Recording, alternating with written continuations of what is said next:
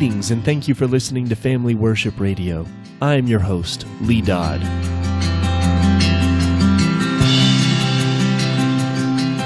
I am very eager to dig into the text before us today. We are picking up in Proverbs chapter 1, and we will look at verses 20 through 23, and I will read God's word now. Wisdom cries aloud in the street, and in the markets she raises her voice. At the head of the noisy streets she cries out. At the entrance of the city gates she speaks. How long, O simple ones, will you love being simple? How long will scoffers delight in their scoffing, and fools hate knowledge? If you turn at my reproof, behold, I will pour out my spirit to you. I will make my words known to you. That is the reading of God's word, and the text that we will dig into together. I love this segment of the first chapter of Proverbs because this is the first of many cries or calls of wisdom which will follow.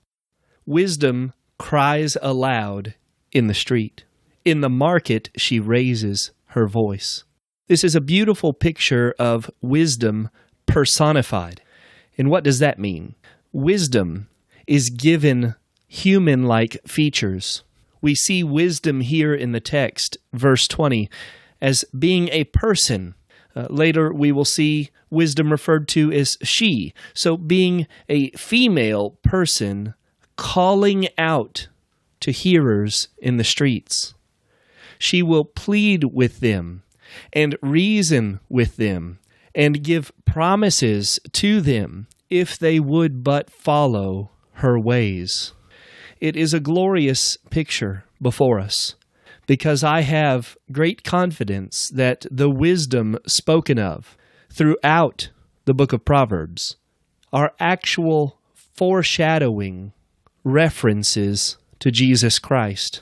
So when we see wisdom crying out in the street, we can recall that Jesus Christ stood outside Jerusalem in Luke 19, in Matthew 23, and wept over the city that would not receive his instruction, his gospel, his rebuke. Yes, Jesus Christ today calls aloud to simple ones, to every man, as we'll see in Proverbs 8, to hear, to embrace the gospel, to follow in his ways, to have life. This is the basis in the book of Proverbs of a universal offer of the gospel to all men. Wisdom cries aloud. Think of it. Wisdom is not hidden away somewhere, that only a few select men or women could find her. She is in the high places, the marketplace, the busy, noisy city streets, crying aloud that all would hear, that all would turn. She's at the head of the noisy streets. She's at the entrance of the city gates. There is such passion and compassion and yearning in this call. Wisdom pleads with men, using reason, using argumentation to hear and to follow after wisdom. And we see in verses 22 and 23 this reasoning. How long, O simple ones, will you love being simple? How long will you scoffers delight in scoffing? How long will you fools hate knowledge?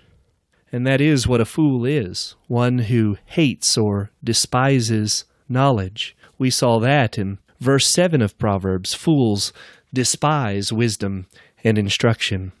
Well, if Christ, according to 1 Corinthians 1:24, is the power of God and the wisdom of God, if Christ, the Son of God, according to 1 John chapter 5, verse 20, has come and given us understanding that we may know him who is true, then we need to take heed to the call of wisdom in this text. And look at the blessing or the benefit of it. Verse 23, if you turn at my reproof, if you take heed to my correction, if you embrace my teaching, I will pour out my Spirit to you. I will make my words known to you. Wisdom does not stand at a distance and say, hear me or die, though there is a sense that if we reject wisdom, we will perish in our foolish animosity and rejection of truth. But wisdom says, hear me, and I will come to you, and I will give you understanding. I will pour out my Spirit upon you. I will be life to you. This is the blessing of wisdom. And here Solomon uses beautiful language to give personal traits and characteristics, to make wisdom appear to be a person. And I'm telling you, wisdom is a person of Jesus Christ. So look to him, hear him. Simple ones, mom, dad, children, all, hear him and follow him.